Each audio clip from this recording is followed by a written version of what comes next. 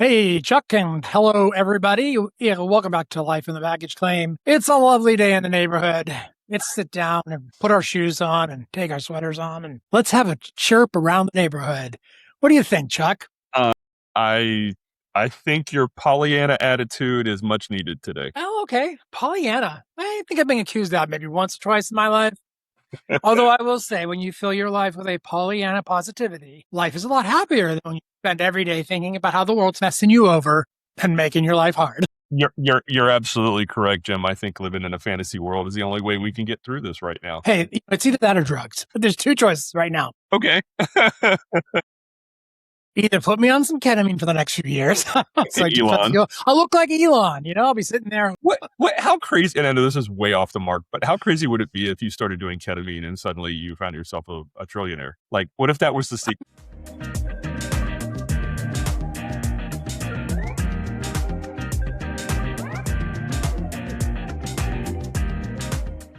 If that's what it takes to become a trillionaire, I missed all that when I did ketamine years ago. Okay. I have not done ketamine, so if it doesn't magically make you a trillionaire, then I guess that's No, but it magically makes a dance club a very special place. I'm gonna stay out of that one. So Jim, Those commercials when you're a kid, those cartoons when you're kids, and the clowns with wobbly legs and all that kind of stuff. Picture it. Dance clubs, Britain. I can, and that scares me. But so you said you wanted to. We talked for a few seconds before this. You said you wanted to open with something. What were you I thinking? want to talk a little bit about age, aging, and death, Okay. which are kind of really top topics around the world. And I think there's some.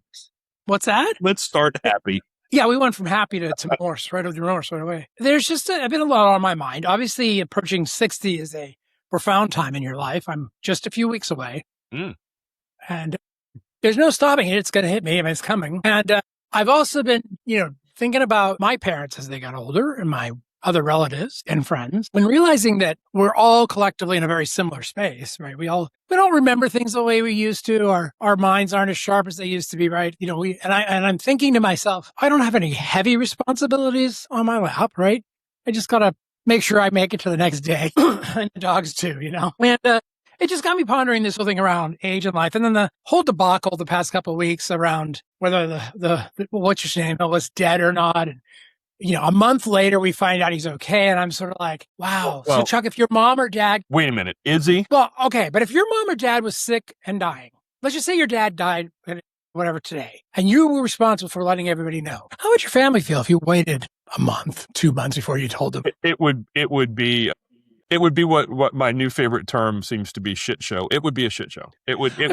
So I get we lost one moron, which my community is personally very happy that he gets to go experience the life he put on others, and that his whatever heaven is, he can find the peace in seeing how what he did hurt others, and what it costs to have done that, and that's fine. And the other one is just one of those should already be dead, should have retired, should be out of the job. But it just made me look at everything I see on TV around our government, realizing that we are a country of old men. We no longer have the youth and exuberance leading our country that we used to. Which the only thing I can come to, Chuck, is that there should be a positivity to a swing coming, right? I mean, we watched it happen. Reagan got old, right? We got old with Reagan. Then we bring in younger candidates. So as I think about the up and coming, younger, brighter, smarter ones, the Allsofts, so there's hope. But it gets me thinking that there should be a mandatory retirement age, even if you're in the government. It's interesting you say that, Jim. You're 100% correct. I think I look around, and I was watching a Jon Stewart clip, and he was talking about the fact that you've got Lindsey Graham just passed at 71, which is not that old. Let's be real. Mitch McConnell's high 80s? I think he's 85, right? Yeah. President is Trump 80. had to go to the hospital again this week. Right. Our president is 80. They were talking about Grassley, who's like 94, and a very young, spry Dick Durbin at like 82 or whatever the hell it is. You're correct. And I am not. It's so funny. I can't be ageist because I'm getting older. And it's not ageist. I'm not being ageist at all. I'm not saying you are. What I'm saying is, if people want to accuse me of being ageist, go right ahead. You're almost 60. I'm 58. We talked about this a couple episodes. And I'm not trying to be morbid, but there are obviously fewer years ahead of us than are behind us. So you get to that age. But I agree. I think people have been screaming about term limits forever, which I completely agree with. I think there ought to be an age limit too. I mean, the fact that everybody freaked out that Biden was the age he was, and again, I'm not pro Biden, but the fact that they freaked out about him, but they're like, oh, Trump's different. Trump's 2 years younger than him. It's like, you can't tell me when somebody Well, that's what makes me think about my dad. My dad died, he's 85, and I just remember his last years thinking about the things he couldn't mentally manage anymore and the things he couldn't think about. And all he had to do was get up every day, eat a meal, watch TV, nap, eat, watch, nap, and go to bed and come and do it again. And we got a guy who's president. We got guys and gals who are in senior leadership positions in Congress who are older and not able to get around easily. And look at how long, I can't remember who it was that I was just reading, who was a close friend of Dianne Feinstein. The Democrats, friends of hers, begged her to step down and retire long before, and of course she died in office, but still, it's like, yeah, I mean, I think it's that generation though. It's the baby boomer ethic, I know. Right? You're going to die in your job.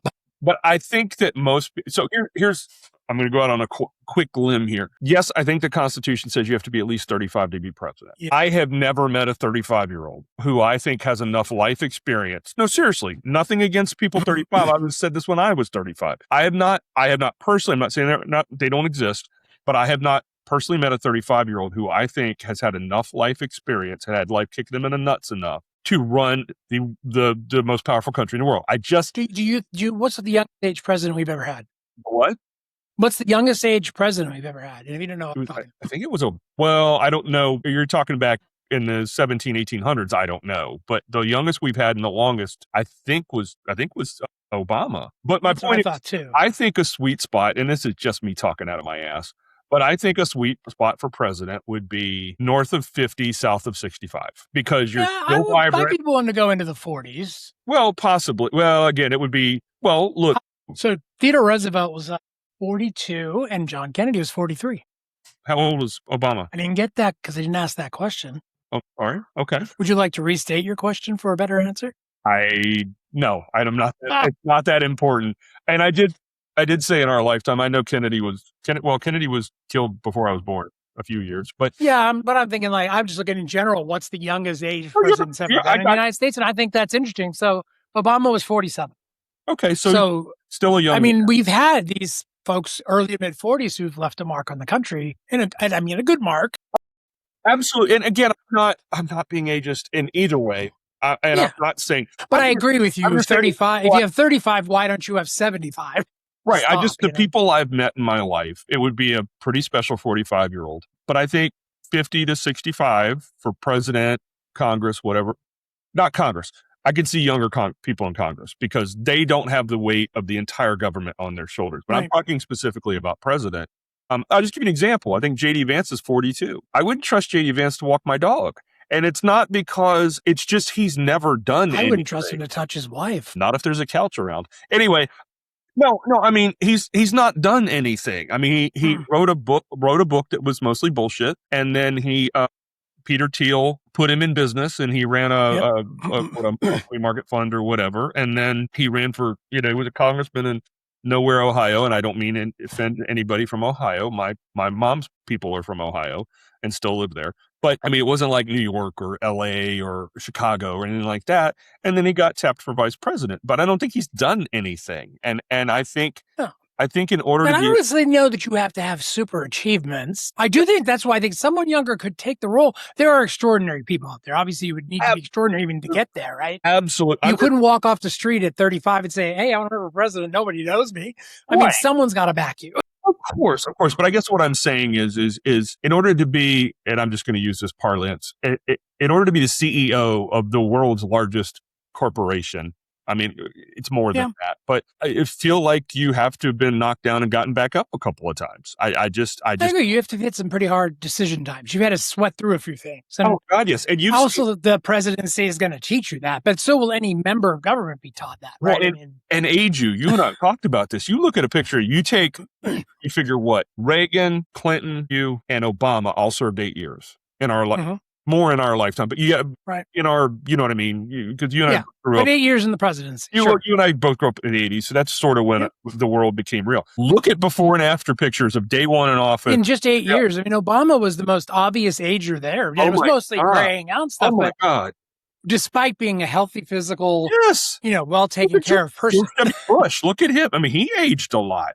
The only one who hasn't changed a lot is Bill Clinton. He still looks like Bill Clinton. I mean, he hasn't, Well, and I think that's because Bill Clinton, I'm not being rude to anybody. I think Bill Clinton looked like an older, his facial features and structure, he looked older than he was from day one. Yeah, but he had that kind of sexy, handsome 40s look when he came to presidency. That's what the women liked, right? He had that distinguished older man, but still young and spry. Yeah. Right. So he never. I mean, let's be honest with you, looks are a big part of who gets picked. You're not going to pick some, although, like they said, what's his name? Who was in the wheelchair? Was it Roosevelt? No. God. Oh my God. FDR. Roosevelt. FDR. So if FDR had a run in a modern day. Folks, you just saw a tandem senior moment. Right. And this proves that we are not experts. We just have an opinion. If FDR ran today and and much like, what was his name? That was the vice presidential candidate that was running, he had the bad arm. Bob Dole. Bob Dole, yeah. The candidates who if those candidates ran in modern day politics, the camera wouldn't treat them right. Even our governor here in Texas, good old Wheels boy here, he gets shit for it, right? I mean, it's like he's always gonna be the short guy on the stage. Well, and I'm not trying to be. No. What I was going to say is here's what makes me sad, and this is not an indictment of the media. This is an indictment of those of us who ingest the media. Okay. Yeah. Not being media. They never, out of deference to the man, they never showed him in his wheelchair. FDR, and some people might be upset about that, but it was polio. It was childhood polio. It literally had nothing to do with his mental acuity and his ability to think and everything else. So what difference did it make? Well, now everything. I mean, Ted Cruz talking about your boy Tallarico. It's like, you don't think of Manly when you think of him. I'm going to be honest with you. I don't think of Manly when I think of Ted Cruz. So in any way, shape, when I think of Ted Cruz, I think of somewhere in Mexico in a winter cold morning. Well, when I look at Ted Cruz, especially since he grew that stupid ass beard. And I know I have a beard, but I like to think I rock it better than he does. Even before the beard, he looked like Grandpa from the Munsters. That's what he reminds me. He has that strange voice. I mean, I think Jon Stewart made a video of him that was real funny. Like, dude, you give me a list of the top 100 manliest people in politics. You ain't on it. So Jim, so obviously this all precipitated Lindsey Graham and Mitch McConnell. We lost Lindsey Graham Saturday night. There are all sorts. I don't know if you read. There's all sorts of conspiracy. Hey, come Sunday morning at church, we all prayed for him, and thank God he was gone. Well, I'm saying there's all sorts of conspiracy theories that he actually died in Ukraine and they brought him back and did the thing, because there's a guy who's ex-military who went through the timeline of flights and he said it's physically impossible. Anyway, I can care less. I don't do that. And there's one of those things I want to bring up.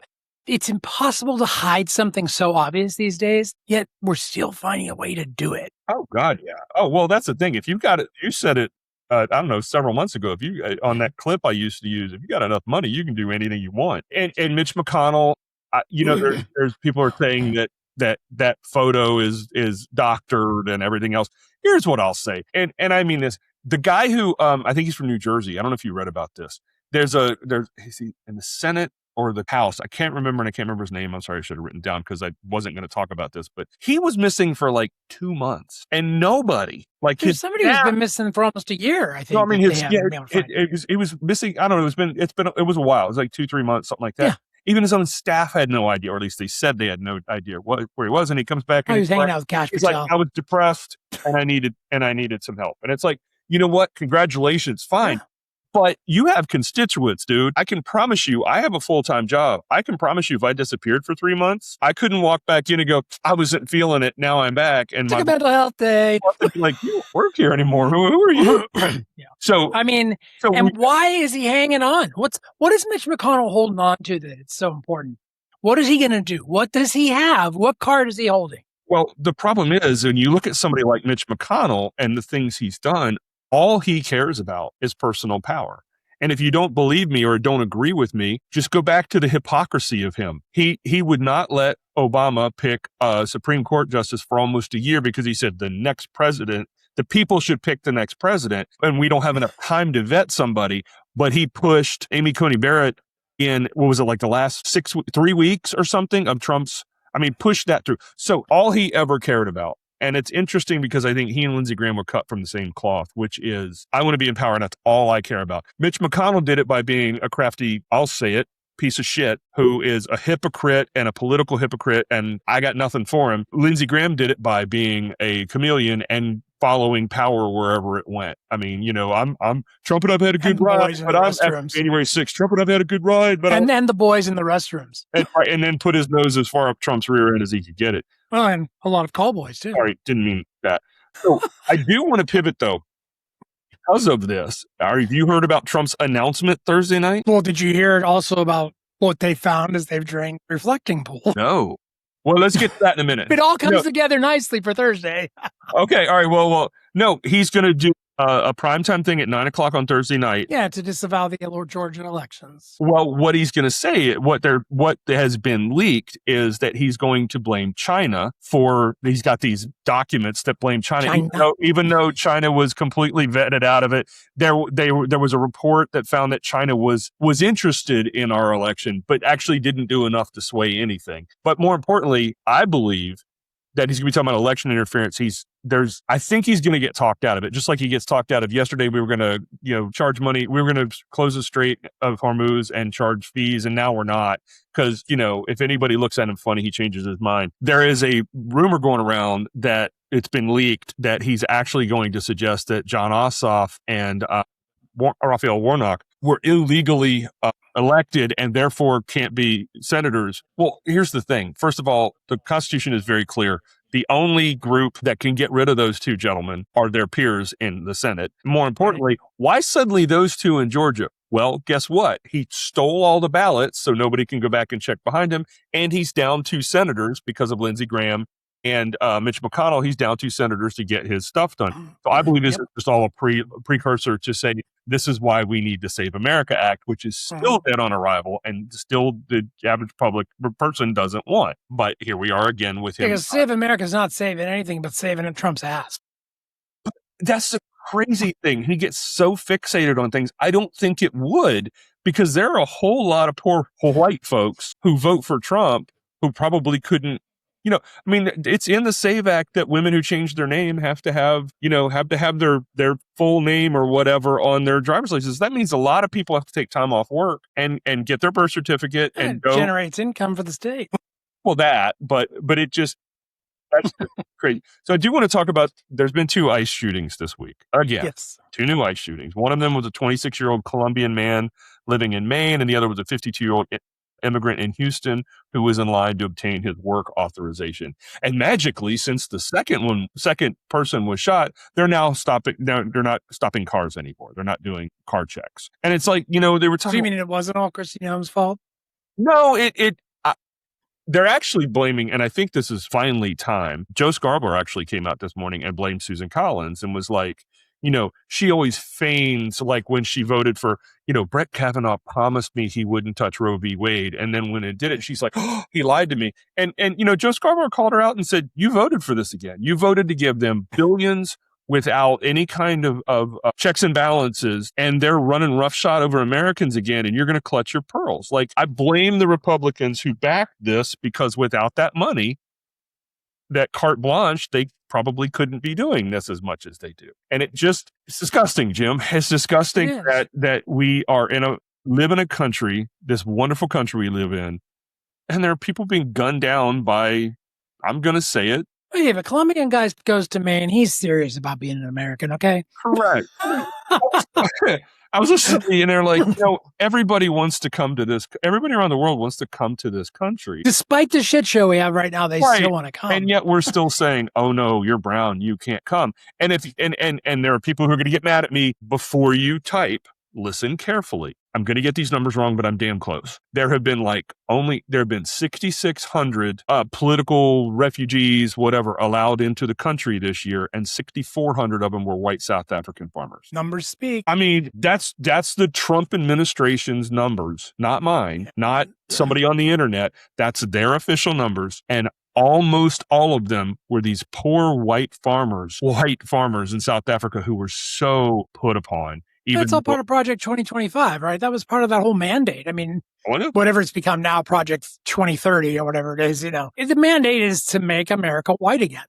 Absolutely. Absolutely. And the problem that I think it's so sad is white people, my people, your people, are concerned about the fact that we are losing a majority view in this country because the Hispanic folk make up more than we do. And you know what? I think there's this fear that somehow the day the number flips, they're going to come after us the way we've gone after them. And we probably deserve that. But it's not going to happen. I was going to say, if it happens, it's well deserved. But I mean, if everybody retaliated for everything white people did to them, we'd all be hiding right now. We'd be scared to death because we've done a lot of dumb shit to other races. Well, and and I'm not hammering you in any way, shape, or form, but you're such a sweetheart. You were trying to give Tucker Carlson a second or third or fourth chance. And I'm like, he pushed replacement theory so hard, like it was a real thing. There were people behind the scenes going, let's get more brown people here so they'll vote Democratic. I'm not going to suggest for a minute that Democrats aren't happy that brown folks who come in tend to be Democratic, but I don't believe there's this cabal doing it. And it just goes back to QAnon being right. There was a cabal of rich white people, having sex with children. They were just wrong. They were on the wrong team. It was the rich white folks or the rich right wing folks, the billionaires and everything else that were doing that. I'm not saying no Democrats. And Ellen DeGeneres. Was she? You even heard about her experiences on Epstein Island yet? Oh my God, she was implicated. I had no clue. Yeah, Rosie O'Donnell outed her. Well, everybody knows what a sweetheart she is, of course. And Rosie O'Donnell outed her in did she? In an interview. Shit, okay. Oh, it was one of those like, ooh, it's lesbian on lesbian tonight. Wow. Lesbian on lesbian crime. So then, of course, we're now bombing Iran again. Yes. And the straits closed, the straits open. They want to deal so badly, but then they're bombing everybody, and Iran came out today and said if Israel bombed them, they would just go ballistic. Pardon the pun. And then of course gas has gone up again, and I've never seen anything quite like it, Jim. I've never seen, and I can only think it's because he knows that he only has 2 years left, give or take. I've never seen a president sabotage his own party over and over and over again because he's screaming about the midterms and he's trying to put election laws and things and fired the last election officials are gone, fired the last of the election folks overnight. What was that, Saturday night, Friday night, whatever it was. And he's doing all that instead of I don't know, actually doing something to help the American people. Take the L. Well, and that's becoming the battle cry for everyone. In fact, it's starting to come out of even the Republican Party. It's like, Instead of doing this, how about if you focus on helping Americans? Right. And it's like, where's the Make America Great Again now? Where's the people you were supposed to help? Where is that energy of you standing on a podium and pounding your fist about how by Sleepy Joe let us all down and didn't take care of us? Sleepy Trump's letting us down. Now, let's be honest, he sleeps as much as Joe did. Well, and you're right. And this goes back to that narcissistic behavior. He cannot, and I truly believe this now, will not. He cannot face reality if it's negative. He will scream in your face that red is blue and blue is red all day long until one or two things happens. Either you walk away in disgust or you go, okay, fine, red is blue, sir. And then that happens over and over. I was actually talking to a gentleman today who's Canadian. I work with a company that ships things all over the world. And we were talking about all of that. And I said, he was talking about how it concerns him. He's younger. I think he's 30. And concerns him that so many people around him, especially his age, just don't follow politics and don't care. And I said, that's part of the point. Is like you and I talked about with Malcolm several episodes ago, back in the old days when you would watch the NBC, ABC, CBS News, whatever made you happy in that hour in the evening, and it was real journalism and all of that. Real reporting, fair reporting. Right. And if it was an opinion, they would say, and now for the opinions of, those days are gone. And I think people are getting exhausted. And I'll be honest, I know you feel it too. There are times when it wasn't that long ago, like about a month ago, where I was like, I'm just shouting at the wind. I'm tired. Like, I'm tired of reading. I'm tired of dealing. No longer even like to put on my favorite YouTube stuff and watch it to get caught up, because the minute it starts talking, I'm like, oh, I've heard this. And you pass on. But I do want to say something. There is something going on with even YouTube regulating what's being said now. Oh, yes. And I want to bring up our friend Keith Edwards. We love him. We think he's a great guy. And he's awfully cute, too. But he is finding now that he's actually being excluded, and over his Cash Patel posting, where he talked about Cash being called back to the States or back to the White House with taking his personal jet on personal terms versus company and all that. His videos are getting stopped, and he's losing spam. Right. Well, anyone who knows anything about YouTube knows you can like, subscribe, and ring the bell. Hint, hint. Hint, hint. Yes, please. I've done all that for Keith Edwards, and he never shows up in my feed. I have to go to my subscriptions, and I have to seek him out. So that's what he was saying. He looked at his numbers. He's no longer being shown to anybody but those who subscribe to him. But I subscribe, and he doesn't even come up in my feed. It's a crazy... Something's up. And I feel bad for him. He's okay. He's a little much at times, right? He goes over the top. And it makes me laugh, but he's at least talking about the stuff we're talking about, right? You can't tell and he's not always against what's the popular. He just sort of brings it to front. And we can agree he decidedly leans left, but you can't tell me he's any more weird on the left than Ben Shapiro is on the right, or Candace Owens or any of those people. Right. I mean, Candace Owens has said some crazy inflammatory stuff, and she still gets to be on media. But that's the thing. If you're on the left, and again, I'm not going to say anything. Keith worked for John Alsop, right? At one point, maybe that's part of it too. It could be, but the point is when, and I've said this before and I'll say it one more time, when the Republicans run everything and you run afoul of them, then yes, magically, you're not being seen anymore and things like that. So to our friends and our listeners here, if you don't know Keith Edwards, look him up on YouTube, like him, subscribe to him. He's got a great perspective. He puts a good 5, 7, 8 minute videos out about what's going on every couple hours. It's a great way to stay current on what's being said and how it's being approached and shown, not necessarily trying to get you to buy off. Right. He is obviously left. He's very, very left. Oh, yes. But he's educated left. He knows what he's talking about. Absolutely. He worked in the government. So he brought out today that as they drained the lovely, sludgy reflecting pool, there are damages to the base. There are long gashes all along the length of it. And you know what they match? The exact width of a car. And do you remember whose motorcade decided for some ungodly known reason to drive in the damn new, just finished reflecting pond? Who was that? Who was that? Chuck, remind me. I just can't remember. Somebody drives a real 10,000 pound vehicle or something. I don't remember who it is. Yeah. Who was it? Yeah, Donald Trump, wasn't it? Oh, yeah, that's right. His whole, not only him, but the whole collage. Yeah. So, and you can actually see when they're driving and marking it up.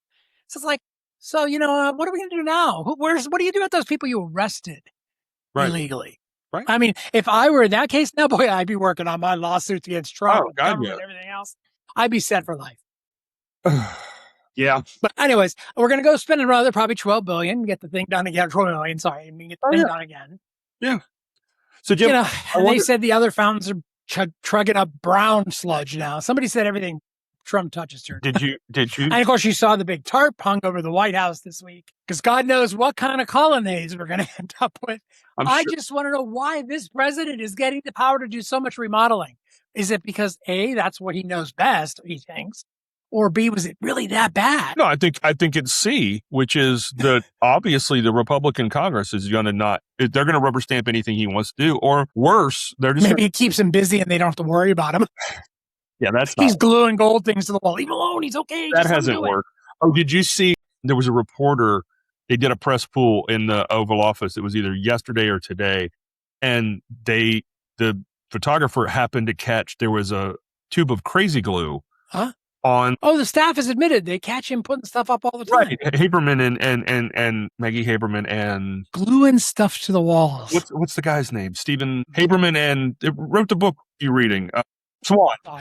Swan. They said that staff would catch him gluing fake gold on things, and so of course Stephen Miller's wife, who I mean this. I said this to my wife. She's got the most sour face of anyone I've ever seen. Look at pictures of her all the time. She always looks like, I tell you what she looks like. She looks like an 8-year-old girl with attitude who is going to find everything wrong with everything. No, she does. And I know what you mean. I'm not being mean. I'm not talking about her. No, but I can picture it. It comes right to life. Right. I'm not talking about her attractiveness. I'm not talking about her countenance. I'm just talking about her countenance. She looks like that person if you were at a party, you would go to the other end of the room to get away from. And she came out and she's like, really? This is, I think it was CNN. This is what we can expect CNN to report on. And it's like, have you heard this stuff to write reports on? Do I need to go back to the hour? And this has been years ago, of course, but hey, Trump brings up Obama all the time. I can too. When Sean Hannity did an hour show about Barack Obama wearing a tan suit. Oh my God. And somebody just interviewed Obama this week and talked about that. Do you remember the outrage where he was out? I think the tan suit's in his library too. He was eating a hot dog and he asked if they had any brown mustard, any Grey Poupon, and they're like, oh, he's an elite. And he's elite. He's like, no, the man is from Chicago. If anything, they know their hot dogs and they know their condiments. Come on. So there's one thing I wanted to talk about that has really flown under the radar. And I saw this on a credible website. So Marco Rubio has what I consider a disgusting nickname now in the White House. And it's not Little Marco. A new one? No, they think it's a good one. They call him Viceroy. And what has happened is he basically runs everything in Venezuela. So when he texts and I can't remember the lady's name, but the person who's in charge in Venezuela and said, I need you to do this, I need you to do that. He's essentially running the government of Venezuela. He gets to choose what oil companies talk through him to Venezuela. He's essentially not the puppet, but he's a new dictator in charge. He's a new dictator in charge of Venezuela. And I'm sorry, even if you're the most hardcore MAGA in the world, just stop for a minute and imagine how that would feel if somebody was doing that to the U.S. I don't know, he better be careful because Colombia will come up after him in Venezuela. Well, yeah. But I mean, just let that roam around in your head for a minute of how you would feel. Well, they've noted that Marco has been aggressively sour-faced at most Trump recordings when he stands there. He doesn't smile, he doesn't laugh, he doesn't applaud, he stands pretty sour-faced. And of course, the talk on the town is that now that's Trump's favorite candidate to run for president, which maybe maybe J.D. Vance will take him out. You never know. Well, I was talking with some friends Saturday night, and a couple that my wife and I hang out with, and the wife of the couple disagreed with me to an extent. But I put forth my idea that if the Democrats take over the House and the Senate, the last thing they should do is impeach Trump. What'll drive him the craziest is rendering him superfluous and just keep throwing bills at him and make him veto that, and start taking apart the things he built. Right. Not even necessarily do that yet. I would wait till he was out of office and I'd get rid of all that shit in one spell swoop. Oh, I think there's a few things I would do just to rattle him. Kind of like they're doing at Kennedy Center, right? Like taking his name off. I tell you what would rattle him is just telling him no, which the Republicans will not do. I mean, just if he went to do... I mean, if everybody could get a voice again in the White House and actually speak to him and at him and about him and not be afraid? Right. Well, that's the thing. I mean, because there's a lot of things he's doing. He's just completely subverting Congress, and Congress was like, well, let him do it. If the Democrats took over and he started to do something like, well, pump the brakes, dude, that's Congress. Well, and I think that's what will happen. The next 2 years will be Senate hearings and investigations, and there'll be people be brought in. And well, see, that's the thing. I think you investigate him for fraud and the crypto stuff and all of that. That you investigate, you make him. You heard Barron lost a bunch of money on the family fortune this past week, right? I couldn't be happier, to be honest. But yeah, I mean, I think that's what they should do. And we were talking about it. And yeah, bring him up for fraud, bring him up all the money he's made. And here's what I truly believe. And I don't know if any of this is going to happen, and I could be completely wrong. But what I truly believe, if those things were to happen and he were to have to testify and his family and his sons would have to testify and they would actually open the door on, he would have to say things and produce documents, he'd be gone. He'd be on that Qatari 747 so fast your eyes would spin. That's what I'm saying. And let's talk about the fact that he couldn't fly his brand new Air Force One home because he's so afraid of the Iranians taking him out. Well, let's talk about the fact that he lost his mind when that was reported, and he's threatening to sue and treason and New York. Yeah, it's in the New York Times. He's going to sue a reporter for reporting what happened. Right. It's like, dude, just get over yourself. Well, because it's another embarrassment. It's one more thing he put his name to, his paint scale, his everything else, and it didn't work. Oh, I know. It just, I really don't. There's the one thing I want to see. I don't want to see him get that jet when it's all over, even though he says it's his to take. It's not his to take. It's ours. Well, see, that's the thing. If the Democrats take over, they can take it from him because they can just, it's the emolument clause. I have one way we could give it to him, and that's straight into Mar-a-Lago. But I mean, it's part of the emolument clause. If Congress stood, I'm going to get up on a list today. Absolutely not. Then, I mean, I shouldn't say this out loud, but I would believe that even the Supreme Court would not say the emolument clause doesn't matter. I mean, maybe. Let him pay $1 billion to take it. Who the hell knows? Yeah. If you want to buy it, go ahead, brother. Yeah, that's fine. because we can't use We'll it. strip it all back out, Right. turn it back to what it was, and let you work with it. So, Jim, who's your baggie this week, my friend?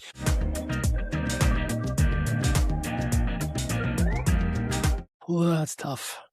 Let's give it to our dead but not dead speaker. Because then we could say technically his spirit got it, his real life got it, he got it. I don't know. It's a multi-prize award this week. It's like the Ghost of Christmas Past and Future. Okay. All right. I'll take it. Love you, Mitch. Hope you're doing well. Proof from the living would be good. Yeah. All right, Jim. So I think it's time for your happy ending.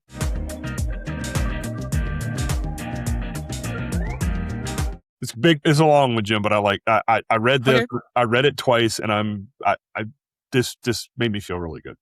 On any given day, the trunk of Alyssa Curtis's car is filled with an assortment of household items as she drives to spots around the area of her home in Lowell, Michigan. I usually stocking my pantry every day. I'll throw stuff out there, and every other day I'll do a big restock, she tells Today Guy. Curtis is the founder of the Shame Free Collective, a nonprofit that operates pantries stocked with food, hygiene, and baby care items for people to take without payment or judgment. Curtis is the sole and currently unpaid employee of the Shame Free Collective. In addition to raising 4 daughters and 1 son with her husband, she handles her own admin, marketing, mail, and everything else at the office, posting frequently on social media about the journey. Neighbors helping neighbors, she said in a June 24th video. No one should go home to an empty cupboard. Viewers' donations range from packs of Midol, dog food and cereal to vegetable oil, coffee creamer, diapers, baby cream, laundry soap, rice, and microwavable mac and cheese cups. Curtis says the idea for the Shame Free Collective was born out of a previous content she was posting, which was quite different a year ago. I was monetized for cooking content, and it didn't sit right with my spirit when there was so much struggle all around us, she says. It started with a video of her setting up the first pantry. So I started filming my pantry restocks, and I got so many messages of how can I start this or how did you get started? Curtis says after months of those messages, she and her carpenter husband decided to start building pantries in Michigan. Her collective, which became an approved 501c3 nonprofit in May, has grown from 1 pantry at the start of last fall to 20 pantries as of this month, and she's currently setting up the 21st. I grew up going to a food pantry weekly, and so I really saw firsthand the lack of dignity or quality of items that were provided to feed my family growing up, Curtis said. In the last year, millions of Supplemental Nutrition Assistance Program, SNAP, beneficiaries lost food assistance due to the so-called One Big Beautiful Bill, which shifted the financial burden to local governments. Curtis says when SNAP benefits were cut, she started seeing people on Facebook looking for food for their families. Research shows that parents often go without food to feed their children in time of hardships. That's what really moved my spirit to do something about creating access. Everybody should have food with dignity. Beautiful. And it's funny, and I'm going to share this, my church has done a tremendous amount of work in this space, right? So what started as some people cooking meals in their homes and taking them out has turned into a full-on kitchen operation at the church, as well as a pantry, as well as breakfast. We serve a breakfast on Saturday where you can come and you're served. You don't just get in a slop line. You sit at a table, we wait on you. And we rescued over 1 million pounds of food this year so far from local stores, which just says if we can do that in a small little community, Dallas, Texas, think of what's out there. There is so much food available to feed people. Well, Jim, I used to go to a church in Louisville, Kentucky back in the early 90s when I lived there. And I walked in, well, first of all, it was massive. And it wasn't a mega church. It was just a big ass church. And it was it was just downtown Louisville. And I was used to little tiny churches, country churches. This thing was big. But they had, it was almost like a little barracks where they had 3 or 4 showers, and you could actually come in off the street. You could shower. You could get a haircut. Barbers would come through. Yeah, we offer haircuts, eyeglasses, and things. And they had a whole room full of suits and dresses. So if Jim was homeless or trying to get back on his feet and needed to go to a job interview, you could come in, you get cleaned up, get a haircut. Yeah, there's a group like that here in Texas too. Yeah, and I don't know why we don't have that everywhere. I don't know. And what I'm saying is if churches are doing... why isn't that something we legislate into reality? That's what I mean. I mean, yes, churches can do it, and that's wonderful. And as far as I'm concerned... And that's a great thing. It's one of the better Christian things they can do. Christian church. I'm not a church-going person, so I can't... All I can say is, from what is preached, that is what should be done. But I don't know why we don't have those. I said this before and I'll say it again. We have multi-billionaires and trillionaires in this country, and yet 1 in 4 American children go to bed hungry every night. I think one of our listeners, Josh, actually commented about our statement about trillionaires giving up money. Who did? Josh. He's one of our listeners that was on one of our episodes. Thank you, Josh. But good feedback and a good point he made. Well, yeah, my point. Yeah, I mean, I don't understand. I just don't understand. I don't understand that kind of. I'm not going to hammer rich folks. That's not what I'm doing here. I'm just saying, as someone who grew up middle class, and I never went to bed hungry. My parents weren't rich, but they did well. I ate a lot of stretched meals. Well, I was going to say there was always a roof over my head. You know, I always had clean clothes on my back. So I realize I'm coming at it from that point. But I just don't understand how there are people who literally have, and I'm not busting Elon Musk. I'm just talking about his net worth. Man has the net worth of like 4 small countries. What is it? 1%, like 1.1% of the world has as much wealth as the other, 98.9%. And I'm not being socialist here and all that. I mean, I'm okay with that. Democratic socialism's fine with me. But that's not what I'm getting at. I'm just saying you shouldn't. It's been a long time since a billionaire has stepped up and said they were willing to help. Well, I think Gates was the last one. His wife was the last one who really took it to heart. Well, and Jeff Bezos' ex-wife that I was talking about last week, and I cannot remember her name. I meant to look it up. I'm so sorry, ma'am. You're my hero. But she's given away like $250 billion and is still stinking wealthy, and good for her. But think about she gave that money away. I guess all I'm saying is I'm not talking about giving money away. I don't want to steal Jim's money. If Jim's worth $1 trillion, I don't want to penalize you in any way, shape, or form for being worth $1 trillion. What I want to do, and I know everybody listening wants to do. So before you get the keyboard, listen to me carefully, because I guarantee you every single person other than the billionaires, and I know they're not listening every single person wants them to pay their fair share in taxes. I don't think if you have $1 trillion, you should pay 90% in taxes. That's not what I'm getting at. But I do believe, and there should be loopholes to get you out of all of it. That's what I was going to say. Just because I have enough money to hire the best lawyers and the best accountants to get around me paying taxes doesn't mean I shouldn't be paying taxes. Elon Musk, Jeff Bezos, all these people, if they simply paid what Jim Hauck and Chuck Longerbeam paid in percentage, we could use that money for things like SNAP and child. And then the struggle for me is, you have all that money. It's merely a blip in your radar. Why aren't you offering to do more for people? Why are you offering to better mankind? I mean, we've got to build. The only way the world gets better is if you offer to make it better. You know, Otherwise you're just making it work. We've got to build our communities. It's got to stop being me, me, me, me, me. If Jim Hauck and Chuck Longerbeam, if I'm walking down the street and a $5 bill falls out of my pocket, I might. Wasn't meant to be yours. But I'm thinking it's not going to crush me. It's not going to ruin my day. Now I know there are people for whom that is a big deal, and I'm not being elitist. I don't have any money. But my point is, if I lost $5, be like, crap, I lost $5. The equivalent of that for Elon Musk and Jeff Bezos and that is several million dollars. Several $million. If that's the case, if you can afford to lose that and really not sweat over it, why aren't you giving it back to your community? I worked with. Because you got to imagine that would turn around and actually only benefit you. If Elon or Jeff or any of the billionaires gave money back to community in a significant way to the world to make it better, that they didn't go bragging about, but just said, hey, you know what? I'm going to give one of my trillions of dollars to feed the entire country for a year of those who can't, under this, whatever, right? The pressure on him as a megalomaniac narcissist might change a little. I would say a lot. No, I'm serious. Well, like we talked about, was it last week? It was a couple episodes ago when I did the happy ending about the Dell family. I think it was the Dell family that wrote that check in California and just, hey, here's a letter in the mail. You don't have any more medical bills. Like what you owed is gone. We took care of it. Yeah. Jesus Christ. Can you imagine if and how hard would it be? I mean, really, how hard would it be? You know what it probably was? It was probably 6 months of interest for him. And I'm not being. It's one of those things you would call a round and error. Well, I was going to say, please understand, it was amazing that he did that. I'm in no way belittling that, but I'm saying when these people, that's what people don't understand. I think I said this once to you before, and this, I'm going to pull this up because this absolutely blew my mind. And I want people listening to hear this, because when they're like, well, you're the guy who said I was jealous. Okay, whatever. Call me jealous. I'll take it. But here's what blew my mind. So I'm going to put this in perspective.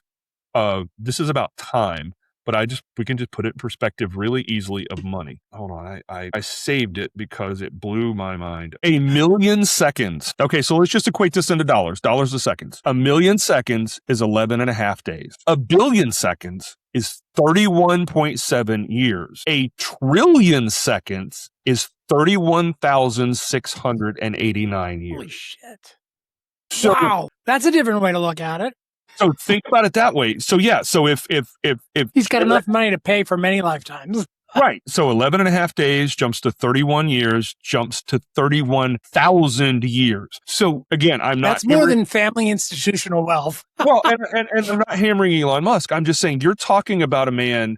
So let's well, I did this with Jeff Bezos. So let's say he takes his parlays his $1 trillion.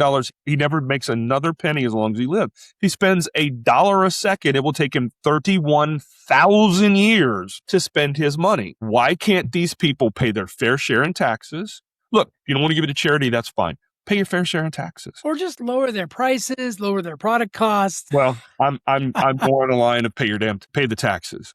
I know, but I'm saying it's just something, right? Find a way to. It's just equity, and I don't mean that in a whiny way. But if Jim and I are making, a reasonable salary in the world or whatever, and we're paying 18-20%, whatever the hell it is, why aren't they paying 18 or 20%? Again, I don't expect them to pay 90%, but Warren Buffett, who's, I don't know if he's still in the top 10, top 20 richest people? I don't even think he's that high anymore. He's actually he's fallen quite a bit. Brother got money. Brother don't have to worry about money. Let's put it that way. He came out several years ago and said that he pays a lower percentage of taxes than his administrative assistant. Now, he makes a shit ton more than she does. I don't mean it that way, but he pays a lower percentage because he can play with all of the, tax swaps and all that kind of stuff. So Elon Musk, and this sticks in my craw, when they were talking about taxing him, he said, you can't tax me on, most of my money is in stock. You can't tax me on stock because I might gain money this year and I might lose money this year. You can't tax me on that. Okay, fine. If that's your argument, that's your argument. Bullshit. That's your argument. But when he went to buy Twitter, he leveraged the value of his stock to borrow the money for Twitter. So you can't say on one hand, you can't value this because I could lose money on it. And in the next minute say, but I'm going to use it as cool. And then he went and destroyed SpaceX by putting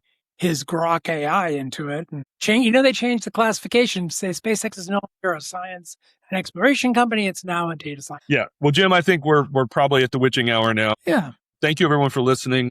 As always, if you're new. And look, we didn't beat up on Trump the whole day. No, we did not. We talked about a lot of other stuff here, folks. So thank you, those of you who've been in the comments. The engagement is actually really fun and fulfilling. I appreciate it. Oh, absolutely. I love hearing what you think. I like that you want to debate it. We want to have that. We want to build that community. Let's talk. It's good to talk. It's good to share what you think. We're not saying you're right or we're right, you're wrong or we're wrong. It's just let's share ideas and get some conversations going. That's right. And thank you for I've had my glasses made fun of. I've been told I'm jealous of billionaires and all that. Fine, bring it. I got thick skin. I worked with troubled kids for 20 years. But I love, you're right, Jim. Say whatever you want to say. Free speech is free speech, but we like the actual debate. We like even if it's you guys are nuts because you believe yada yada, I can work with that. But that's fine. Yeah. And I love that you have an opinion. Yeah. I want to take it under advisement, and it goes into my thinking, Just say, we love you have an opinion because we sure as hell have ours. So. Right. That's what life's about. Have an opinion. Say something. Talk about it. That's right. All right. All right, folks. Thanks, everybody. Have yourselves a great week. This is Life in the Baggage. Claim over. Talk to you later.